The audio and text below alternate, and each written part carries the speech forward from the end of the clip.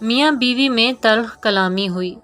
کوئی گھریلو وجہ تھی جو ہر گھر میں ہر روز ہوتی رہتی ہے۔ دونوں کا ایک بیٹا بھی تھا۔ صابر نے اپنی بیوی زویا کو گالی دی، تم سے جب سے شادی ہوئی ہے میری زندگی جہنم ہو گئی ہے۔ زویا بھی چلا کر بولی، تم نے مجھے اتنا درد دیا ہے، میں اب دعا کرتی ہوں مجھے موت آ جائے، اب تمہارے ساتھ ایک سانس بھی نہیں لے سکتی میں۔ جھگڑا کسی بڑی بات پہ نہیں تھا۔ 4 سال کا بیٹا ماں باپ کو جھگڑتے دیکھ رہا تھا۔ بیٹا بہت پریشان تھا، کبھی ماں کا ہاتھ پکڑتا تو کبھی باپ کا۔ باپ سے جب برداشت نہ ہوا تو اٹھایا ڈنڈا اور زویا کو مارنا شروع کر دیا۔ زویا چیخنے چلانے لگی۔ چیخوں کی آواز سن کر اہل محلہ آ گئے۔ انہوں نے آ کر زویا کو چھڑوایا۔ زویا کے سر سے خون بہہ رہا تھا۔ بیٹا ڈرا سہما دروازے کے پیچھے چھپا ہوا تھا۔ صابر نے چلا کر کہا، میں تم کو طلاق دیتا ہوں۔ 3 بار طلاق بولا اور زویا بیٹے کو لیے میکے آ گئی۔ بیٹا تھا کہ اس کے دل میں ایک عجیب سا ڈر گھر کر چکا تھا۔ وہ سب سے ڈرنے لگا تھا۔ 4 سال کا بیٹا وہ امی کی گود میں لیٹا ہوا تھا۔ امی کا دوپٹہ منہ پہ اوڑھے سو جاتا، ماں سے ایک پل کے لیے بھی جدا نہ ہوتا۔ ادھر باپ نے ہائی کورٹ میں کیس کر دیا، بیٹا میں اپنے پاس رکھوں گا۔ کورٹ سے آیا، خط موصول ہوا۔ زویا کے بھائی نے خط پڑھا، بتایا صابر نے بیٹے کو اپنے پاس رکھنے کے لیے کیس دائر کیا ہے، اگلے ہفتے سنوائی ہے۔ بیٹا ماں کے پلو سے لگا ہوا، امی بابا کیا کہتے ہیں؟ بیٹا اب 6 سال کا ہو چکا تھا۔ ماں نے بتایا، کچھ نہیں بیٹا، ماں باپ کو جدا ہوئے 2 سال گزر چکے تھے، لیکن بیٹا آج بھی جب وہ جھگڑا یاد کرتا تو بخار میں مبتلا ہو جاتا۔ پہلی سنوائی ہوئی۔ صابر کا وکیل کافی بڑا وکیل تھا۔ کیس صابر کے حق میں جا رہا تھا۔ زویا محسوس کر رہی تھی کہ میں بیٹے کو ہار جاؤں گی۔ زویا گھر آئی، بیٹا اذان۔ ماں سے کہنے لگا، ہم کیوں ابو کے پاس جاتے ہیں؟ ابو مجھے کہہ رہے تھے تیری امی گندی ہیں، ان کے پاس نہ رہو۔ بیٹے نے ماں کا منہ چوما، ہلکا سا مسکرایا، میری امی سونی ہے، گندی نہیں، پاپا گندے ہیں۔ ماں کی آنکھ سے آنسو بہنے لگے۔ بیٹا جو ابھی 6 سال کا تھا اپنے ننھے ہاتھوں سے ماں کے آنسو صاف کرنے لگا۔ ماما کیوں رو رہی ہیں؟ میں آپ کو چھوڑ کر نہیں جاؤں گا۔ بیٹا ماں کی گود میں لیٹ گیا۔ اتنے میں زویا کا بھائی آیا۔ زویا کی طرف دیکھ کر بولا، ہم کیس ہار جائیں گے، اذان کو اس کے باپ کے حوالے کرنا پڑے گا، اس کا وکیل بہت بڑا وکیل ہے۔ زویا خاموش ہو گئی، بیٹے کا منہ چومنے لگی، کبھی پاؤں چومتی، کبھی ہاتھ، کبھی سر۔ اذان سویا ہوا تھا۔ زویا نے زور سے سینے سے لگایا اور رات بھر روتی رہی۔ اذان نے دکان سے آئس کریم لی اور فریج میں رکھی۔ نانی سے کہنے لگا، نانو میں آ کر کھاؤں گا۔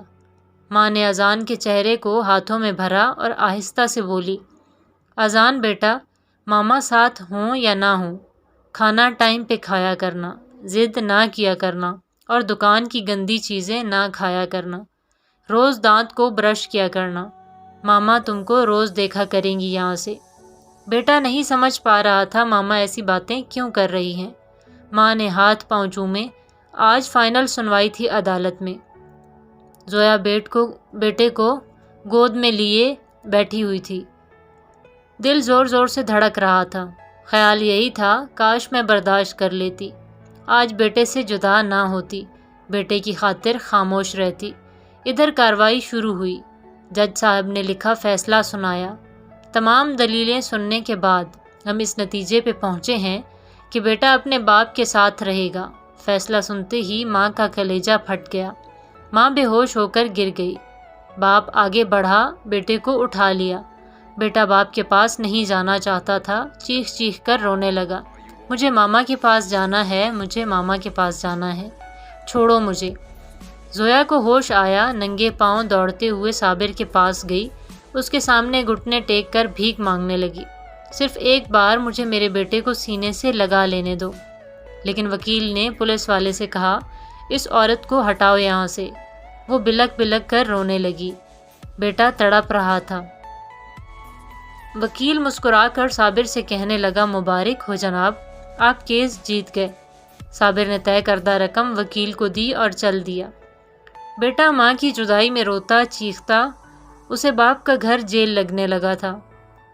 ماں کی شادی کسی اور سے ہو گئی، باپ نے بھی دوسری شادی کر لی، وقت گزرنے لگا، ماں اپنی زندگی میں مصروف ہو گئی، باپ اپنی نئی بیوی کے ساتھ اذان زندہ لاش بن کر جینے لگا۔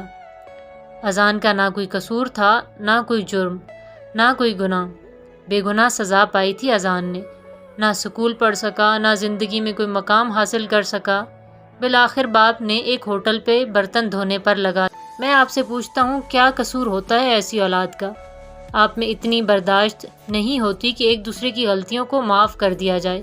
صبر ختم ہو چکا ہے، کتوں کی مانند لڑتے ہو ایک دوسرے سے، الزام لگاتے ہو۔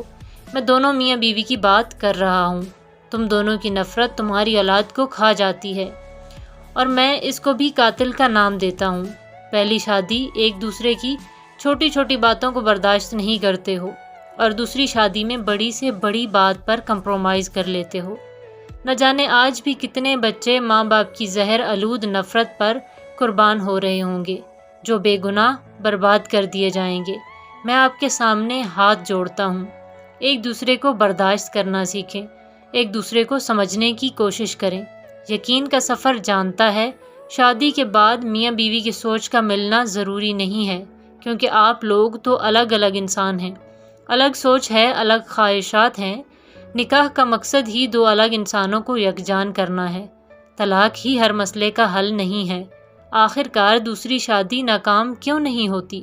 اس کی وجہ کیا ہو سکتی ہے؟ تو میں بتاتا ہوں آپ کو۔ دوسری شادی اس لیے ناکام نہیں ہوتی کہ اس وقت ہم صبر کرنا سیکھ جاتے ہیں، برداشت کرنا سیکھ جاتے ہیں، ایک دوسرے کی غلطی کو اگنور کر کے آگے بڑھ جاتے ہیں۔ اگر ایسا ہی پہلی شادی میں کیا ہو تو اولاد خاک نہ ہو۔ اگر کسی نے اپنی اولاد کو خاک ہونے سے بچا لیا تو میرا مقصد حل ہو جائے گا۔